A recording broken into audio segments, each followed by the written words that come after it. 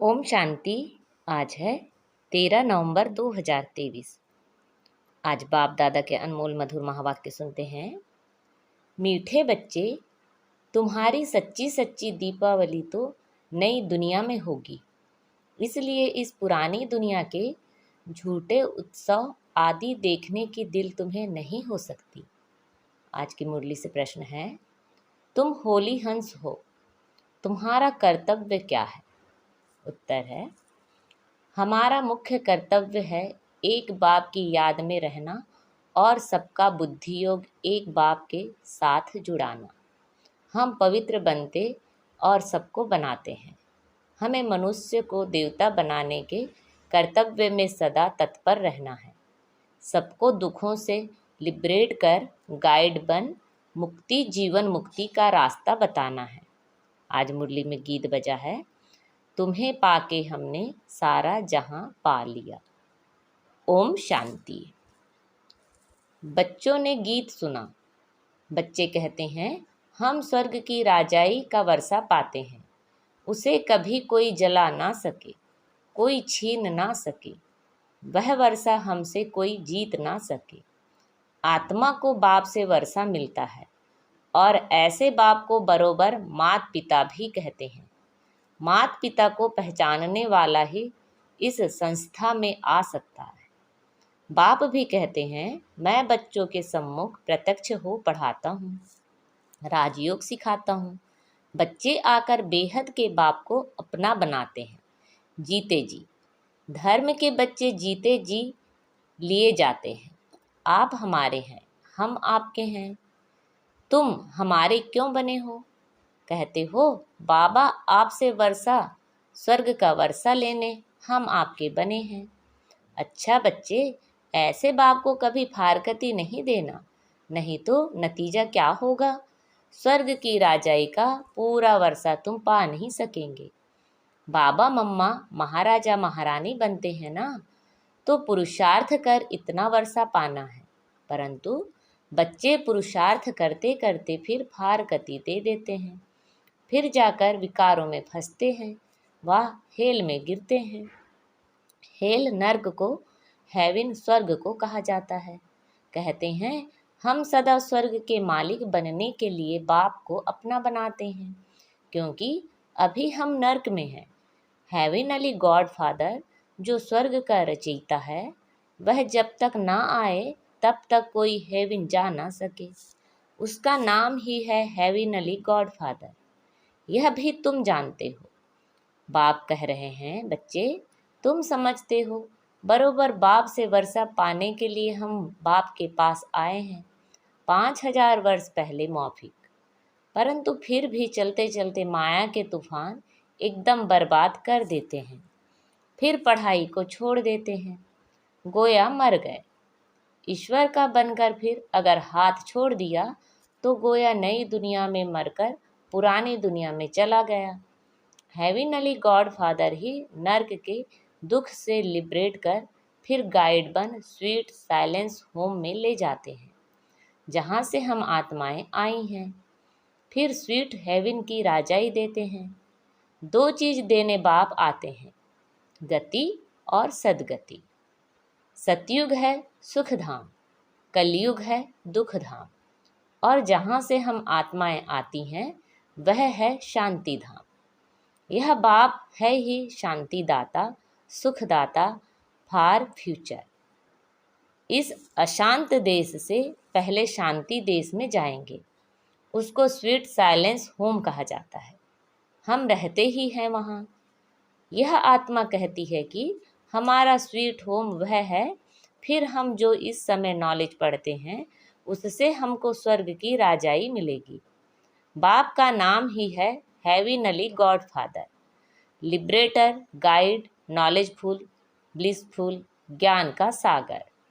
रहम दिल भी है, सब पर रहम करते हैं, तत्वों पर भी रहम करते हैं, सभी दुखों से छूट जाते हैं। दुख तो जानवर आदि सबको होता है ना, कोई को मारो तो दुख होगा ना।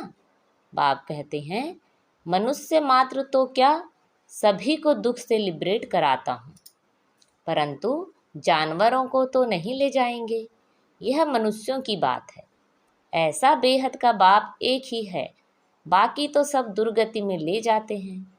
तुम बच्चे जानते हो, बेहद का बाप ही स्वर्ग की व मुक्ति धाम की गिफ्ट देने वाला है। वर्षा देते हैं ना, उच्चते उच्च एक बाप है। सभी भक्त उस भगवान बाप को याद करते हैं। क्रिश्चियन भी गॉड को याद करते हैं। हेविनली गॉड फादर है शिव, वही नॉलेजफुल ब्लिसफुल है। इसका अर्थ भी तुम जानते हो। तुम्हारे में भी नंबरवार हैं। कोई तो बिल्कुल ऐसे हैं जो कितना भी ज्ञान का श्रृंगार करो फिर भी विकारों में गिरेंगे, गंदी दुनिया देखेंगे। कई बच्चे दीपमाला देखने जाते हैं। वास्तव में हमारे बच्चे यह झूठी दीपमाला देख नहीं सकते, परंतु ज्ञान नहीं है तो दिल होगी। तुम्हारी दिवाली तो है सतयुग में, जबकि तुम पवित्र बन जाते हो। तुम बच्चों को समझाना है कि बाप आते ही हैं स्वीट होम व स्वीट हेवन में ले जाने।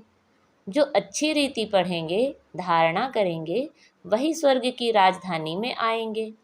परंतु तकदीर में चाहिए ना, श्रीमत पर नहीं चलेंगे तो श्रेष्ठ नहीं बनेंगे। यह है ही श्री शिव भगवान नुआच। जब तक मनुष्यों को बाप की पहचान नहीं मिली है, तब तक भक्ति करते रहेंगे। जब निश्चय पक्का हो जाएगा तो फिर भक्ति आप ही छोड़ेंगे। तुम हो होलीनेस, गॉड फादर के डायरेक्शन अनुसार सभी को पवित्र बनाते हो। वह तो सिर्फ हिंदुओं व मुसलमानों को क्रिश्चियन बनाएंगे।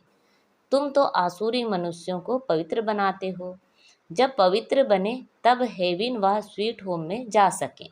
None but one.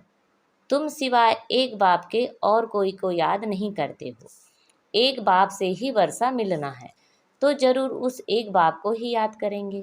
तुम पवित्र बन औरों को पवित्र बनाने की मदद करते हो। वह नन्स कोई पवित्र नहीं बनाती हैं, ना आप समान नन्स बनाती हैं, सिर्फ हिंदू से क्रिश्चियन बनाती हैं। तुम होली नन्स पवित्र भी बनाते हो और सभी आत्माओं का एक गॉड फादर से बुद्धि योग जुटाती हो। गीता में भी है ना, देह सहित देह के सभी संबंध छोड़ अपने को आत्मा समझ बाप को याद करो। फिर नॉलेज को धारण करने से ही राजाई मिलेगी। बाप की याद से ही एवर हेल्दी बनेंगे और नॉलेज से एवर वेल्दी बनेंगे। बाप तो हैं ही ज्ञान सागर, सभी वेदों शास्त्रों का सार बतलाते हैं। ब्रह्मा के हाथ में शास्त्र दिखाते हैं ना, तो यह ब्रह्मा है। शिव बाबा इनके द्वारा सभी वेदों शास्त्रों का सार समझाते हैं। वह है ज्ञान का सागर। इनके द्वारा तुमको नॉलेज मिलती रहती है, तुम्हारे द्वारा फिर औरों को मिलती रहती है। कई बच्चे कहते हैं, बाबा हम यह रूहानी हॉस्पिटल खोलते हैं जहाँ रोगी मनुष्य आकर निरोगी बनेंगे और स्वर्ग का वर्षा लेंगे, अपना जीवन सफल करेंगे, बहुत सुख पाएंगे। तो इतने सबकी आशीर्वाद जरूर उनको मिलेगी। बाबा ने उस दिन भी समझाया था कि गीता, भागवत, वेद, उपनिषद आदि सब जो भी भारत के शास्त्र हैं, यह शास्त्र अध्ययन करना, यज्ञ, तप, व्रत, नेम, तीर्थ आदि करना, यह सब भक्ति मार्ग की सामग्री रूपी छाछ है। एक ही श्रीमद् भगवत गीता के भगवान से भारत को मक्खन मिलता है। श्रीमद् भगवत गीता को भी खंडन किया हुआ है, जो ज्ञान सागर पतित पावन निराकार परमपिता परमात्मा के बदले श्री कृष्ण का नाम डालकर छाछ बना दिया है। एक ही कितनी बड़ी भारी भूल है। अभी तुम बच्चों को ज्ञान सागर डायरेक्ट ज्ञान दे रहे हैं। अभी तुम जानते हो कि यह सृष्टि चक्र कैसे फिरता है, यह सृष्टि रूपी झाड़ की वृद्धि कैसे होती है। तुम ब्राह्मण हो चोटी, शिव बाबा है ब्राह्मणों का बाप, फिर ब्राह्मण से देवता, फिर क्षत्रिय, वैश्य, शूद्र बनेंगे। यह हो गई बाजोली। इसको 84 जन्मों का चक्र कहा जाता है। वेद सम्मेलन करने वालों को भी तुम समझा सकते हो। भक्ति है छाछ, ज्ञान है मक्खन, जिससे मुक्ति जीवन मुक्ति मिलती है।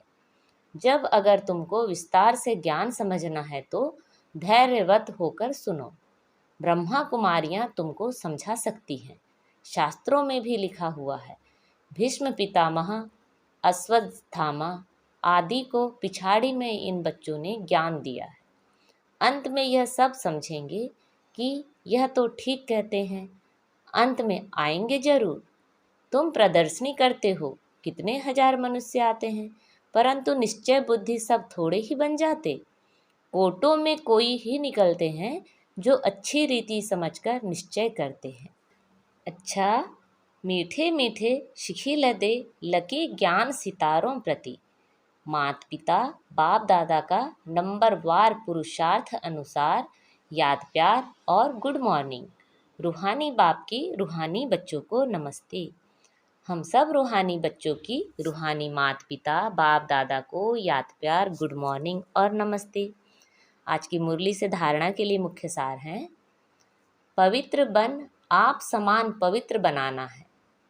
एक बाप के सिवाय किसी को भी याद नहीं करना है।